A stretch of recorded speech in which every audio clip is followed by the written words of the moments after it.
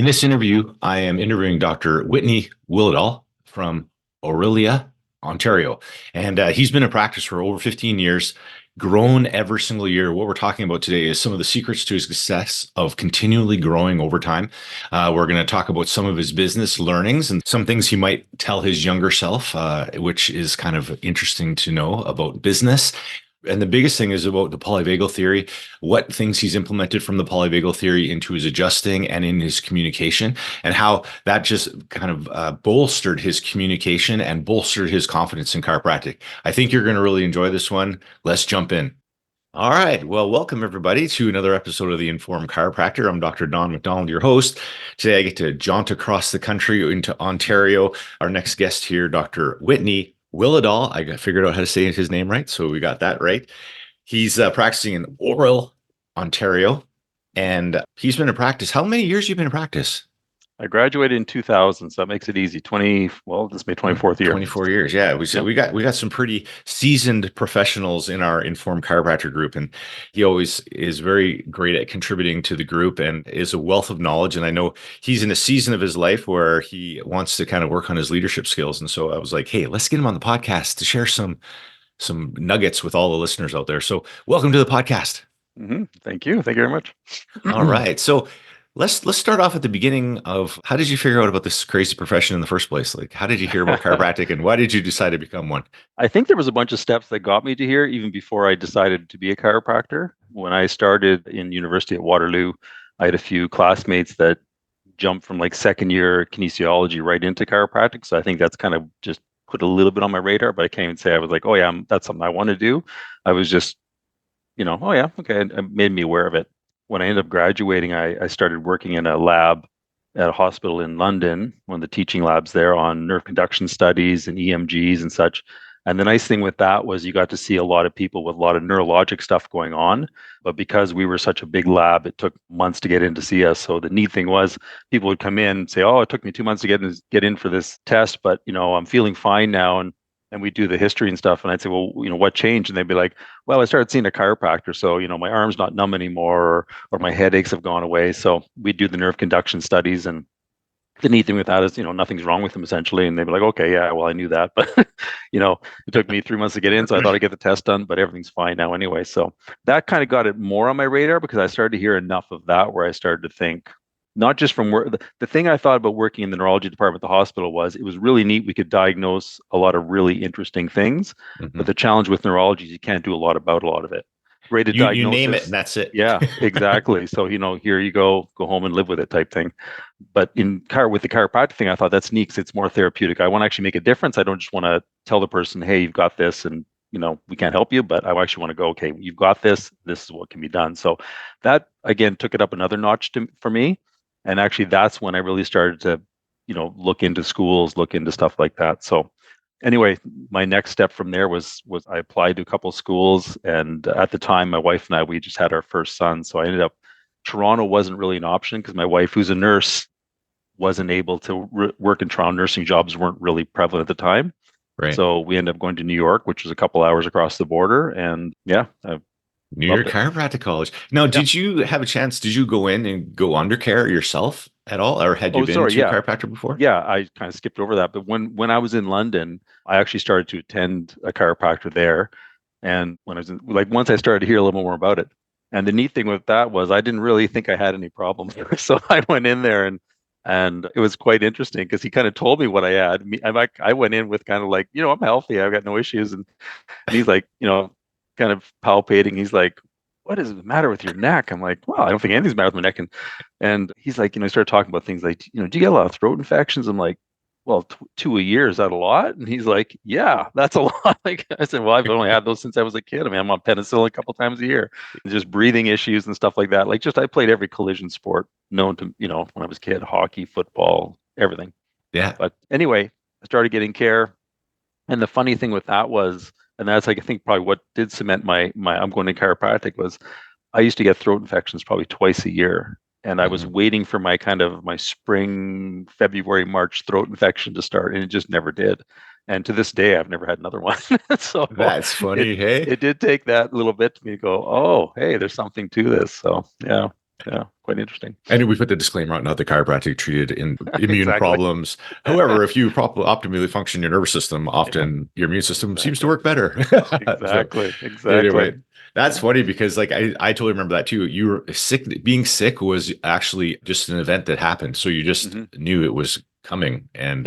And it's funny when it doesn't anymore. And then I was Yeah. talking to a patient the other day and they were talking about someone with sick days or they're going somewhere and there's someone with a whole bunch of sick days. And I said, yeah, we can tell you're not a business owner when I've been in practice for like 27 years and Yeah. I missed one day, and that was just Yeah. because I wasn't here because we were coming back from a seminar and the flight got canceled. So I Yeah. physically wasn't here. But Yeah. yeah, some people are just maxing out those sick days, right?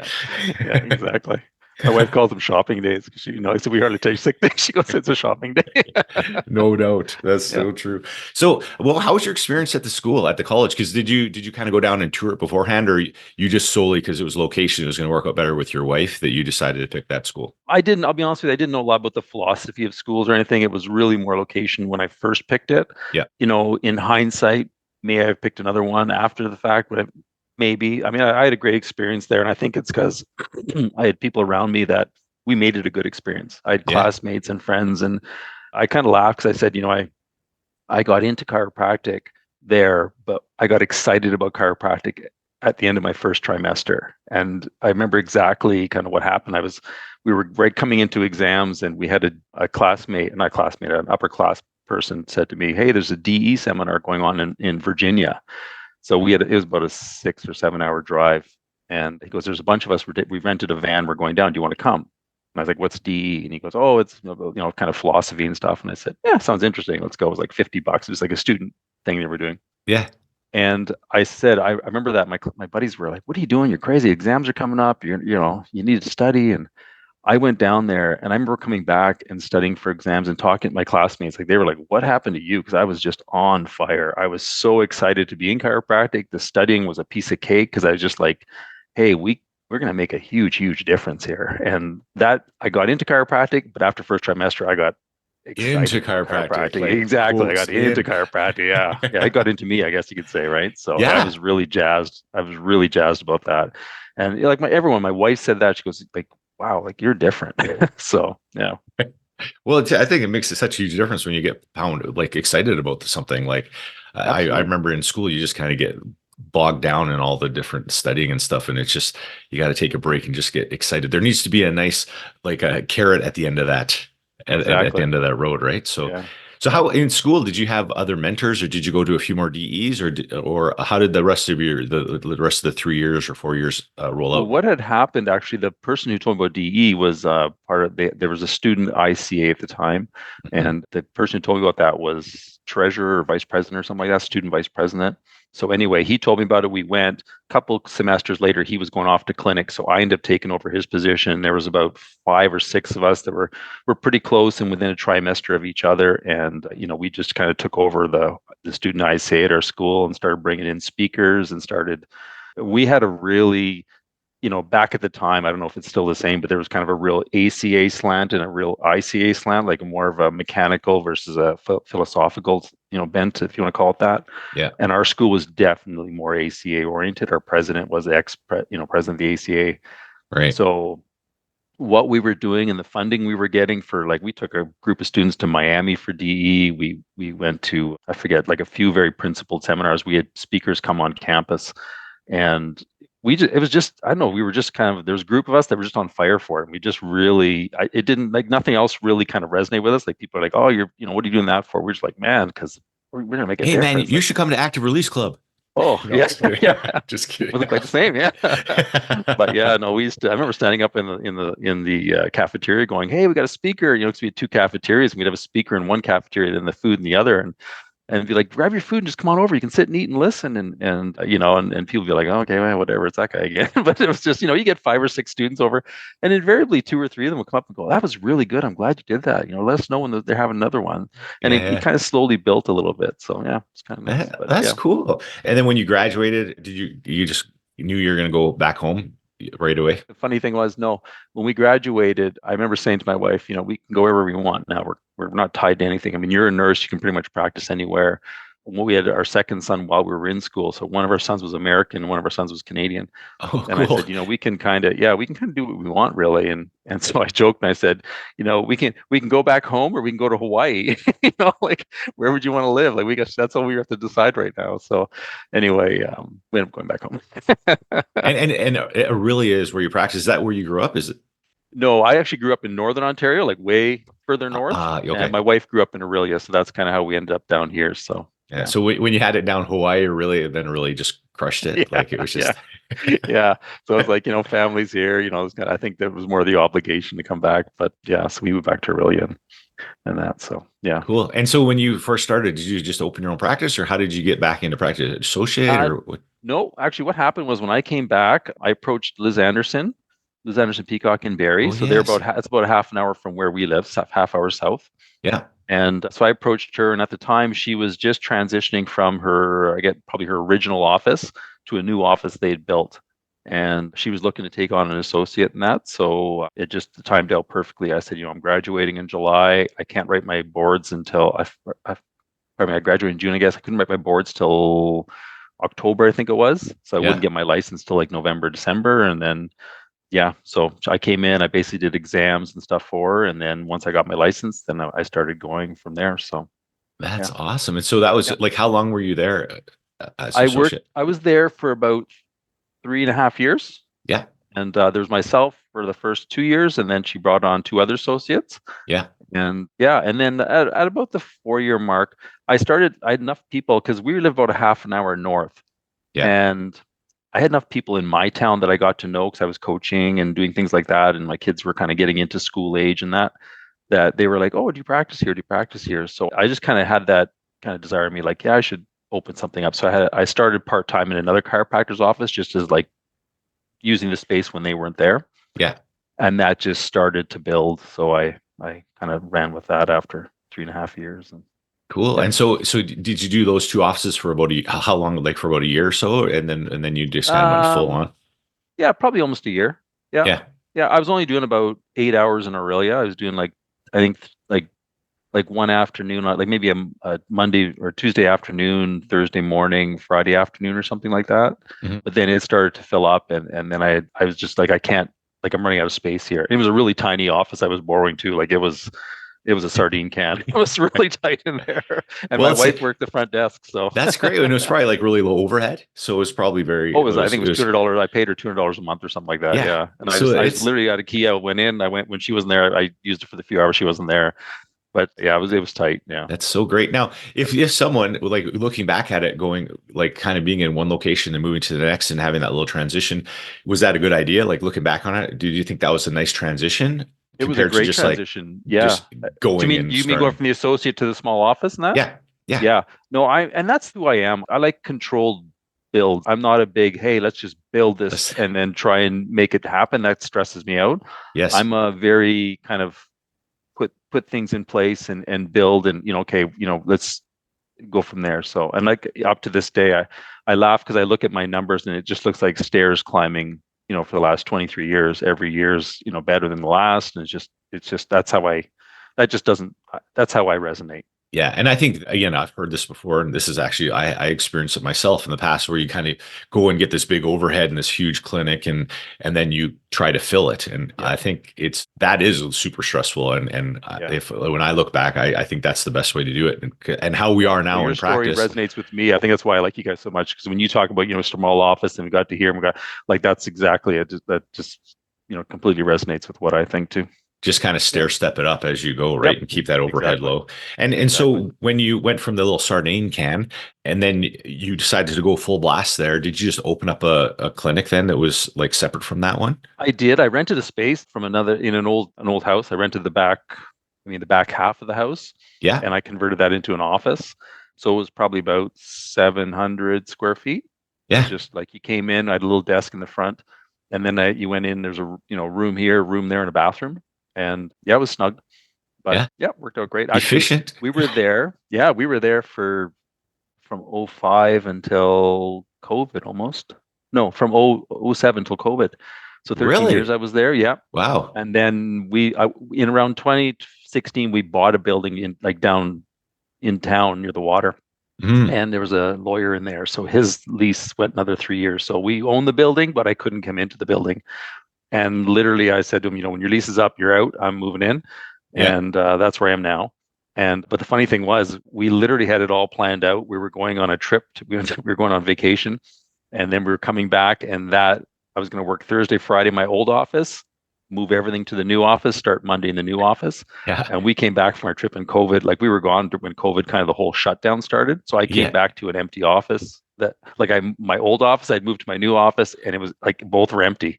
And it was Oh, just kind of a geez. weird, oh, it was just weird. It was like people Yes. don't even know where I am. Like it was, yeah. So That's a it was a tough little odd. transition, hey? Yeah. Yeah. Oh my Yeah. goodness. Yeah. And So so growing in those first, like say 5 or 6 years, what were some of the things that you did to grow your practice? lots of screenings. I did screenings at the mall in town. Not a very Yes. big mall, but I did screenings there. I brought my tables. I brought my posture unit, which is right back there. Oh yeah. And yep, put that up, stood people on it, showed them weight balances, and explained, alignment issues, explained chiropractic. I had my poster with my neurology on it. I had, yeah, and just had my spine and just did that. What did I do? I mean, I think I just belonged to the community. The one thing that my Yeah. associateship, one of the reasons I think I transitioned, or mostly transitioned, was I didn't feel an ownership in Barrie where like Liz's office was, Right. whereas I felt an ownership where I lived. And Yeah. that's all I can really say. I love the associateship there. I learned a lot from Liz, but the community, I didn't feel like I was a embedded part of the community, whereas in really I did. And I think just with coaching and stuff, I laughed because I got patients now that, I mean, they've been here for 20 years. I coach their kids. Their kids are like full adults with their own kids now. Yeah.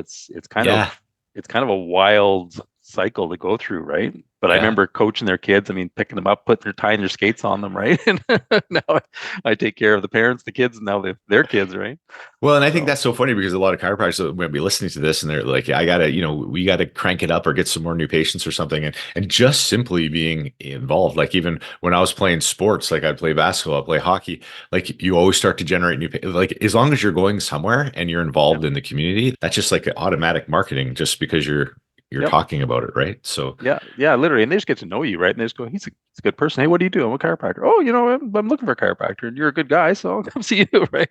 yeah, So it yeah. kind of just it does slowly happen. And honest to goodness, I laugh because literally earlier this week, I have this couple I take care of. They're older. They're like really walkers and really slow.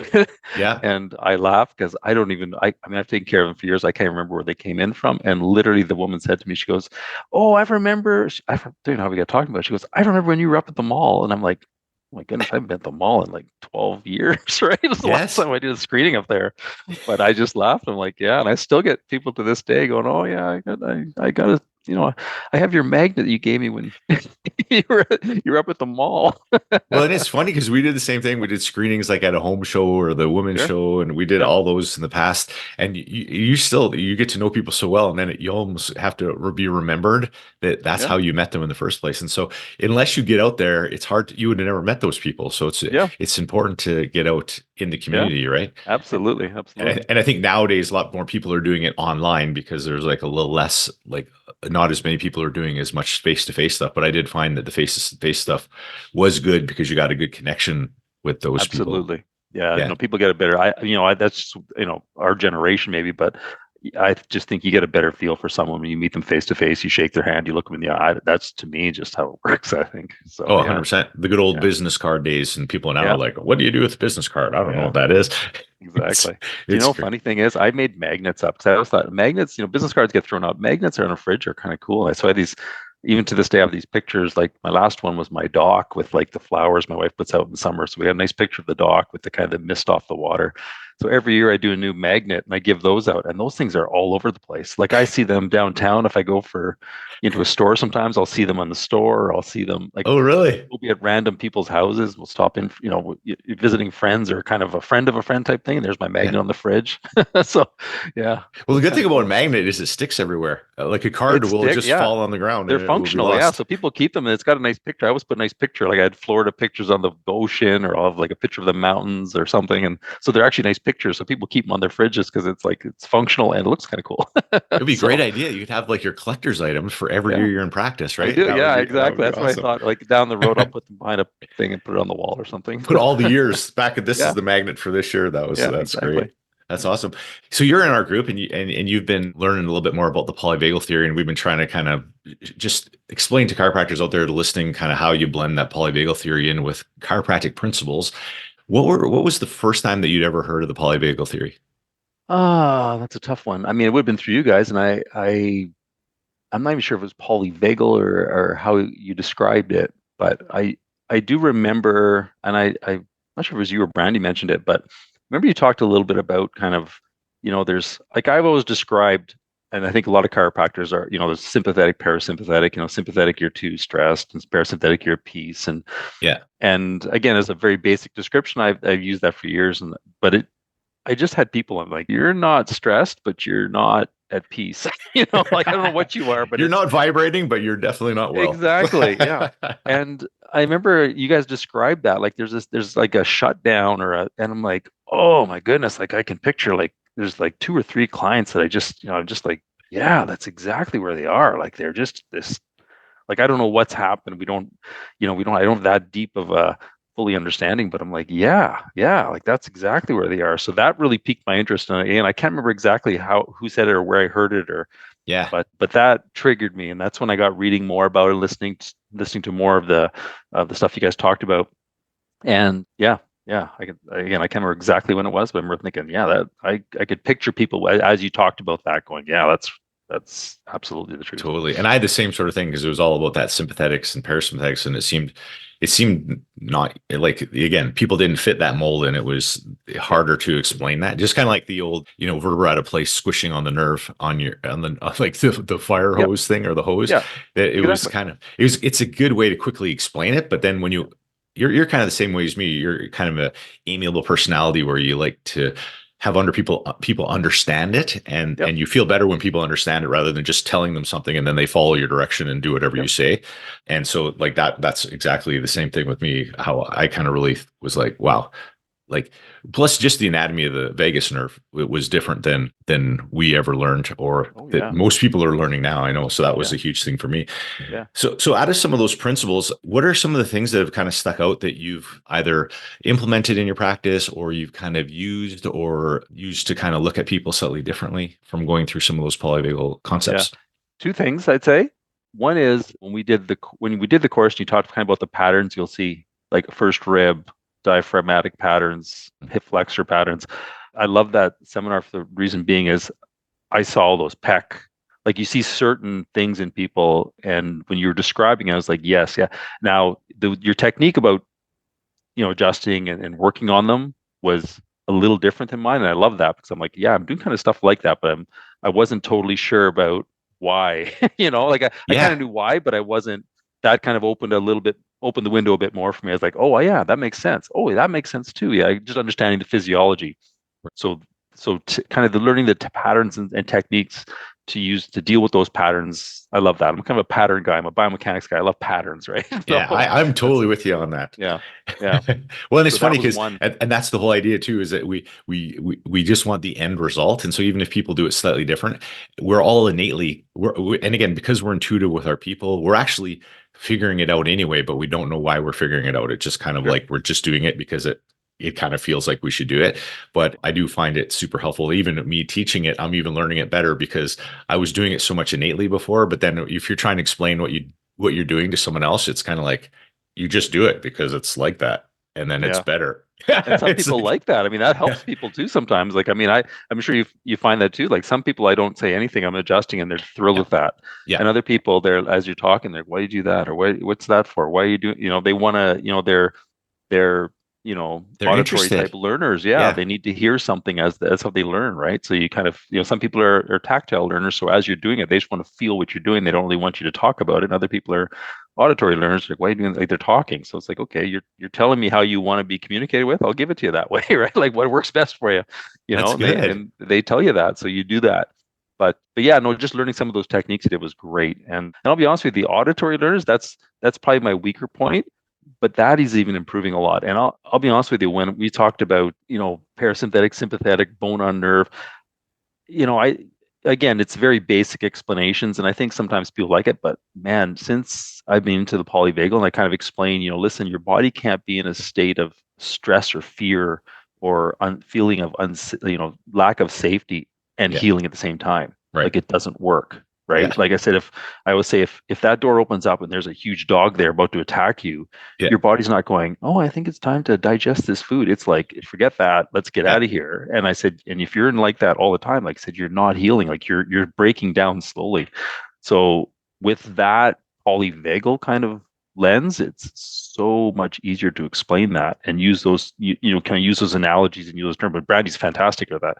The analogies that, she makes up or shares is like, yeah, that's a great way of explaining it. So I've tweaked some of those to use, and I find people are really, oh yeah, that makes a lot of sense. And so I'm getting more of that, which I like, because that means like it's starting to connect with them, not just you have a bone on a nerve and we're going to take the bone off the, and They're they've kind like, of well, if glossed you over took the like, bone off the nerve, why do I have to come back? exactly, yeah. So it seems much more effective to actually explain, really, this is how your body works, and this is what we're doing, trying to get that, get you able to, function through that much better, much in a more relaxed state or more peaceful state, right?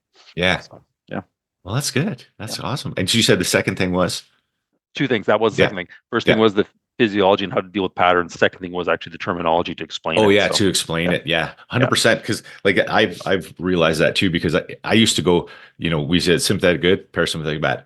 Now we go danger, bad, safety, good.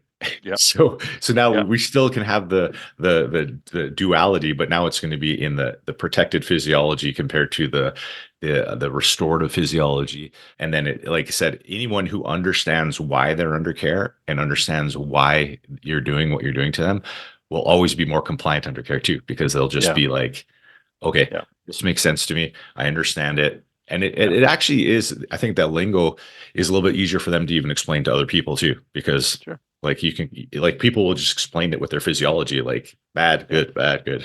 Exactly. Yeah. Oh, and yeah, that's exactly it.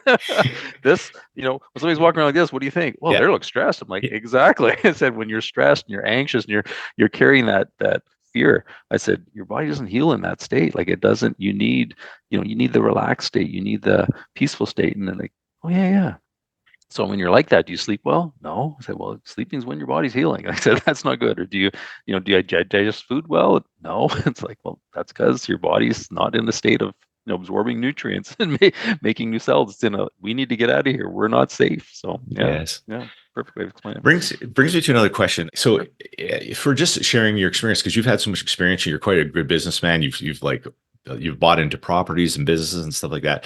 What are some of the things that you might like to talk to your younger self about business in a chiropractic business, or something that you've learned a lot about chiropractic business? Yeah, I've learned a lot of things about business. Some of it chiropractic, most of it outside chiropractic. One thing I think was the big thing. We bought into property years ago, and I learned a lot from that. Not a great outcome at the end. I mean, we did well with it at the time we had it, but afterwards not so much.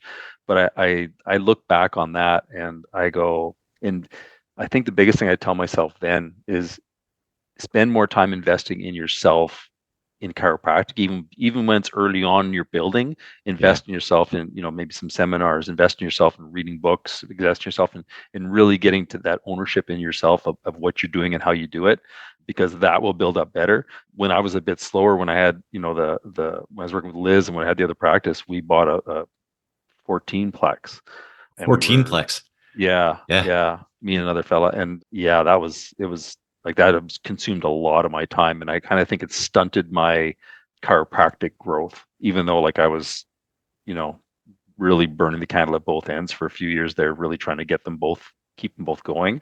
Too many plates in the air, and it my chiropractic growth struggled. So I look back and go, yeah, the money I made there, I lost in the fact that I could have probably increased those stair steps growing chiropractic and been where I am now, maybe 2 or 3 years sooner. So, you know, Yes. and a much more pleasant and enjoyable in the office here versus, the 2 a.m. phone call at my, your renters, you're like, you got to Yeah. evict somebody because they didn't pay rent. You got to bring out your Yeah. old baseball bat to Yeah. hit All some that stuff. kneecaps. Yeah, or my whatever's leaking, right? And it always started leaking at 9 p.m., right? Then when Home Depot closed and you couldn't get a part, right? So Oh, lots of geez. that. So Well, it's yeah. funny because, like I said, our histories always line up so much because I was the same sort of same thing where I would go into like supplements and then these laser things and like just all these different ideas on how to kind of. I think maybe it's because as a chiropractor, if you don't really know exactly what to do, then you just look outside of chiropractic and don't Yep. realize that like the insane power like as a profit center you have as a chiropractor like Sure. it's amazing and once you get the skills like I've even noticed that now is even now teaching technique that like just with my skills the way they are now like it does make you feel different because now you have a forever skill that there's hardly anyone on the planet that has that Hmm. and you all you need is your hands Hmm. and you can help anyone on the planet. And like it's Absolutely. crazy. Isn't this Absolutely. it's insane. And so at the very beginning, I think we don't have the confidence. So we don't realize that we could actually you like, oh, we've heard other great chiropractors, but they're the other people.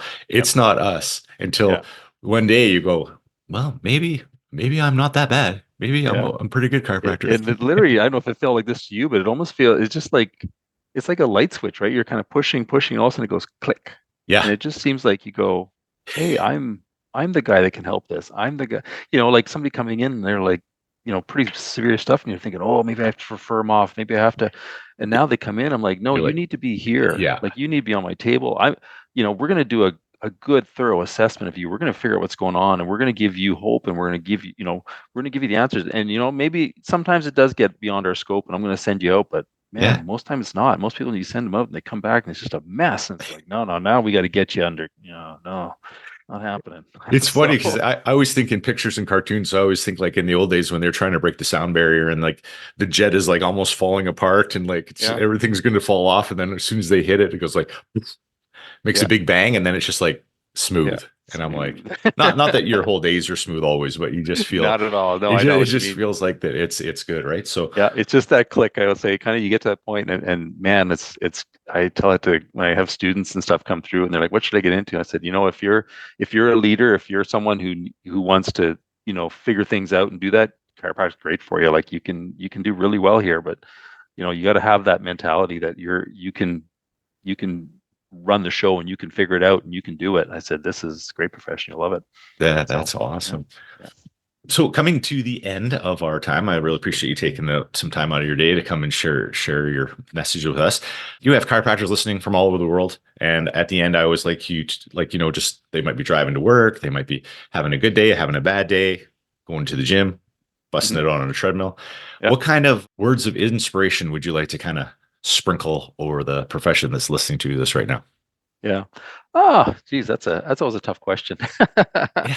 But you know, Or sometimes it's just what's inspiring you right now, because yeah, that would I think probably with resonate. chiropractic, the amazing thing with this is like I think what you just said. It's a step-by-step process. I maybe if that's not you and you're just like a go full gung ho at it, you can do it. But I think the way to really progress and see a really successful practice is just take those small steps. Like you said, do your, get out and do screenings. Now it's probably more Facebook marketing, doing things like that, but talk to people, get out and coach, get out and, you know, meet people in your community and just watch that slow growth and just trust the process and realize that it's going to take a little while. Like you're not going to just be super, I mean, maybe some people are, but for the most part, it's going to take a while to build that sustained success. Yeah. And man, when you get there, when you like I said, when you start to get that point where that switch starts to click and you feel like, hey, I'm profitable, I'm doing well, and it's growing, and people are referring, and people are coming back in that I haven't, come and gone, and it's a cool place to be. I tell you, you kind of start to see that sunrise, and man, it's a great. Like I love this profession, and I don't say that just because like I just think, like you said, with your hands, you can do so much, like It's so crazy. much. More than anyone, I And think. I oh, think. my son's in medicine right now, and he's in ear, nose, throat, sir, like he's in residency and stuff. And I love him and everything, but I said, without like a surgical suite or without a Yeah. prescription or something, like Or a whole bunch of there's only so equipment. much you can do. Yeah, Yeah. yeah. Yeah. So I mean, like whereas we can, get in there and palpate and correct things. And man, it's pretty awesome. So No, I agree. I think I've just been realizing that too. I'm like, okay, you're stuck on a deserted island and you have a choice to be with a surgeon or a chiropractor. yeah, exactly. You're like, I want to be a chiropractor. I want to be with the chiropractor. Yeah. That's awesome. So just again, thanks so much for being on the podcast. I really appreciate you taking the time out. Oh, thanks for having me. I really appreciate that. And we'll see you next weekend for dinner. Yeah, totally. Doing our social meetup, which will be awesome. And for Looking all those forward out there, I hope you guys got some good information out of that. Hope you got a little bit inspired to get a little jazzed up for your next shift, seeing our practice members out at work. And we'll see you again in a couple weeks.